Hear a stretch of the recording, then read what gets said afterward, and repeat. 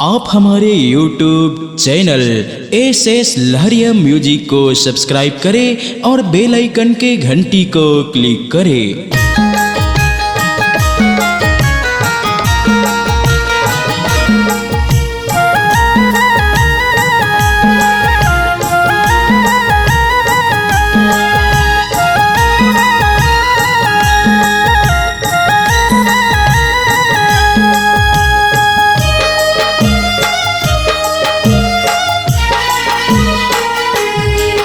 महमाया वदाई हर जिला सोने ले बेमोर। महमाया वदाई बिनतीला सोने ले बेमोर। महमाया वदाई हर जिला सोने ले बेमोर।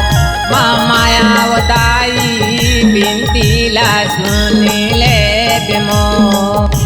ये तोर महिमा बड़ भारी है मैया,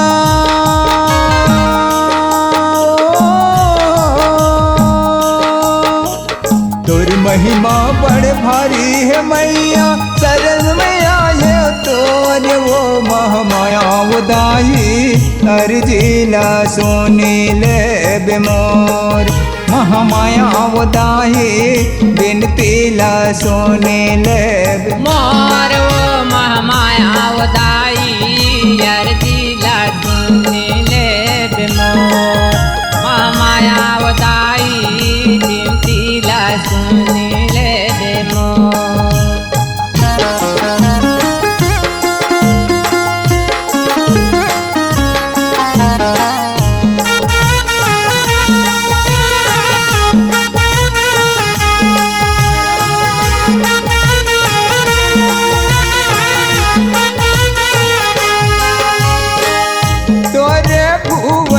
वदाई अंधा पुकारे वो, अंधा पुकारे वदाई अंधा पुकारे हे तोरे भुवन मव मैया अंधा पुकारे वो।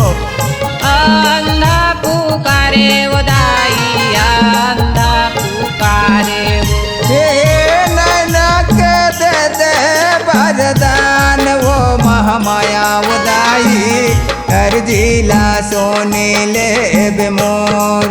महमाया वदाई बिनतीला सोने ले बेमोर। वो महमाया वदाई हर जिला सोने ले बेमोर।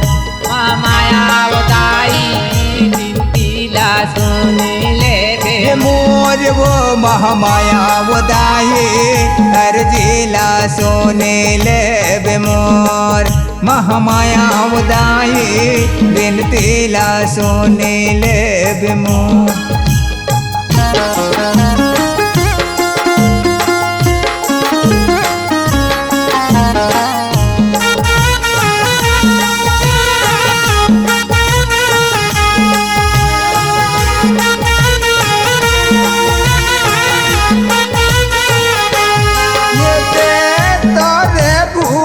मव मैया कोड़ी पुकारे वो, कोड़ी पुकारे वो मैया कोड़ी पुकारे वो।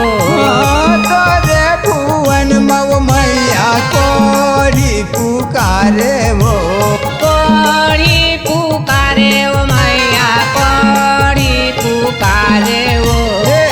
काया के दे वरदान वो महमाया वदाई हर जिला सोने ले बेमोर।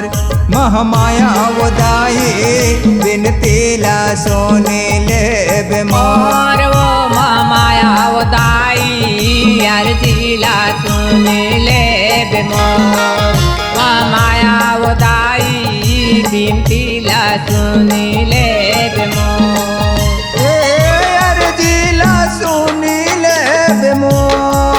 महमाया वदाई बिनतीला सोने ले बेमोर। महमाया वदाई हर जिला सोने ले बेमोर। महमाया वदाई हर जिला सोने ले बेमोर। महमाया वदाई